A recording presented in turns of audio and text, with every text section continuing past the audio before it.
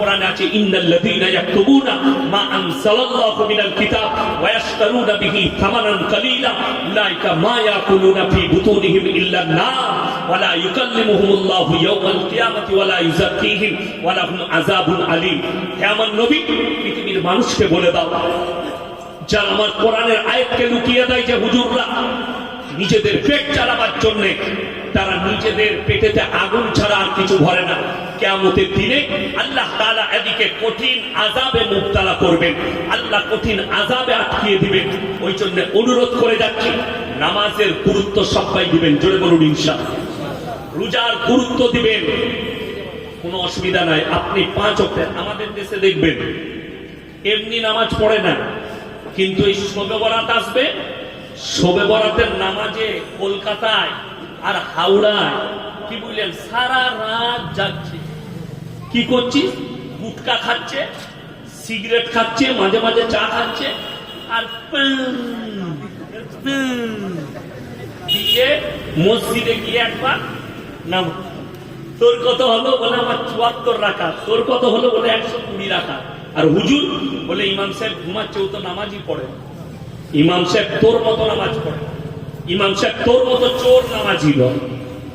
বড় কষ্ট লাগে। শবে বরাতটা তো তার জন্য যে 5 ওয়াক্তের নামাজ পড়ে, 30টা রমজানের রোজা রাখে। আমাদের দেশে শবে বরাত কারা? গুটকা খোর না,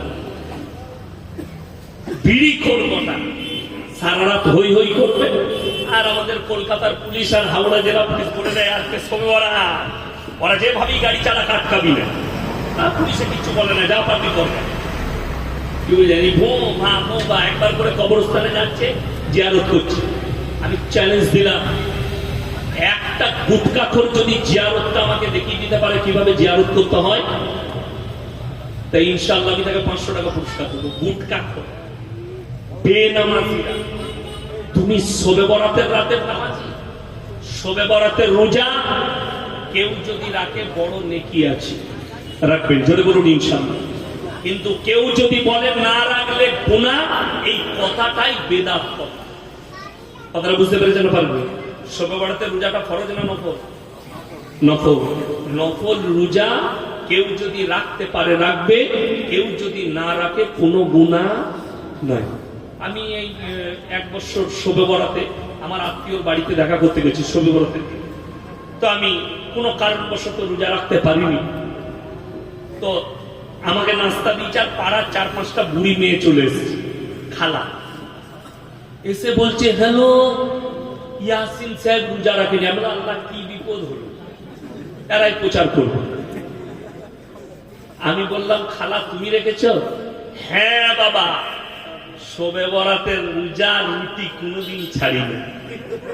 আমি বললাম রমজান মাসে? বলতে বাবা রমজান মাসে 15টার বেশি পারি না। তুমি মার খাবে, আমি জান্নাতে যাব, আমি রমজানে ছাড়ি না। দুঃখ এটাই। আমাদের দেশে দেখবেন শবে বরাতে মসজিদে এলান হয় না, হয় না? কথা বলে আগামীকাল শবে বরাত, আপনারা নামাজ পড়বেন। একজন খালা আমাকে ফোন করে বলছে শবে বরাতের নামাজের নিয়তটা কি করব?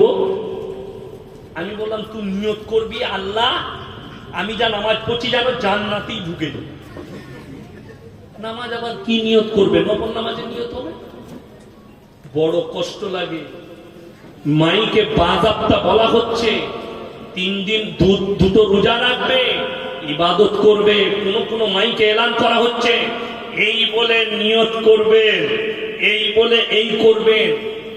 নাউজুবিল্লাহ। রমজান মাসে ফরজ রোজা না ফরজ রোজা নয়? রমজান মাসে কোন মসজিদে এলান হয়? কেউ যদি নিজে থেকে একটা রোজা ছেড়ে দেয়, তার পুরো জিন্দেগি যদি কেউ রোজা রাখে, রোজার মাসুল দিতে পারবে না। এলান কোন মসজিদে